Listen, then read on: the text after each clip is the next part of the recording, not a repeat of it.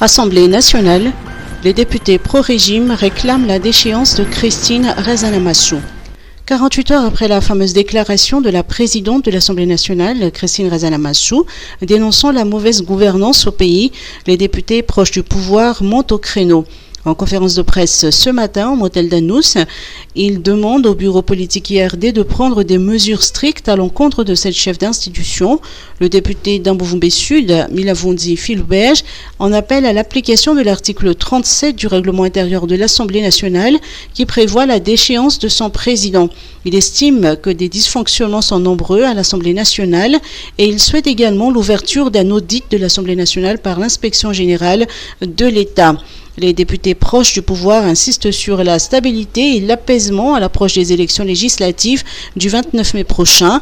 Ils rappellent que le président de la République a été élu démocratiquement et que son élection est reconnue par la communauté internationale. Ces parlementaires dénoncent ainsi toute incitation aux troubles et aux coups d'État. Odof, une usine de transformation de tomates à maïs.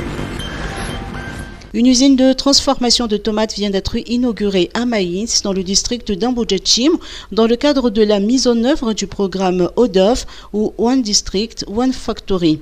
Cette initiative s'inscrit dans les efforts du ministre de l'Industrialisation et du Commerce, Edgar Zafndjava, d'encourager la transformation locale des matières premières, optimisant ainsi l'économie et la stabilité financière des producteurs. Auparavant, la vente de tomates était une source d'inquiétude chez les agriculteurs et les coopératives à cause de leur nature périssable. Désormais, nous disposons d'un acheteur fiable qui valorise notre travail à un prix juste, déclare la présidente d'une coopérative de producteurs locaux. La capacité de l'usine à traiter 100 kg de tomates par heure représente un potentiel de transformation industrielle à l'échelle locale. L'usine prévoit de fabriquer près de 75 000 litres par mois de produits tout confondus, dont de la sauce ketchup, du concentré et du jus de tomate.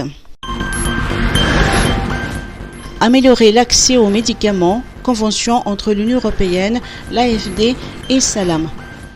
L'Union européenne et l'Agence française de développement ont confirmé leurs engagements en faveur d'un système de santé amélioré à Madagascar par la signature d'une convention de financement d'une valeur de 16,4 millions d'euros, soit 82 milliards d'ariages avec la centrale d'achat de médicaments Salam.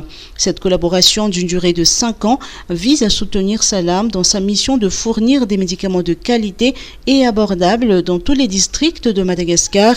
Salam bénéficiera également d'une extension des capacités de stockage des médicaments. Une centrale d'achat sera ouverte à Fianarantsoa pour couvrir les régions sud de Madagascar. Météo de la semaine, risque de formation d'une tempête. Météo Madagascar annonce un risque de formation d'une tempête vers la moitié de cette semaine, soit à partir du 27 mars prochain. Les météorologues suivent notamment de près un amas de nuages situé actuellement dans le bassin du sud-ouest de l'océan Indien. Pour l'instant, le temps couvert, voire pluvieux sur les hautes-terres centrales et dans l'est du pays est dû à un régime d'alizé et non à l'amas nuageux, selon toujours Météo Madagascar. Ce temps risque de perturber dans les jours à venir.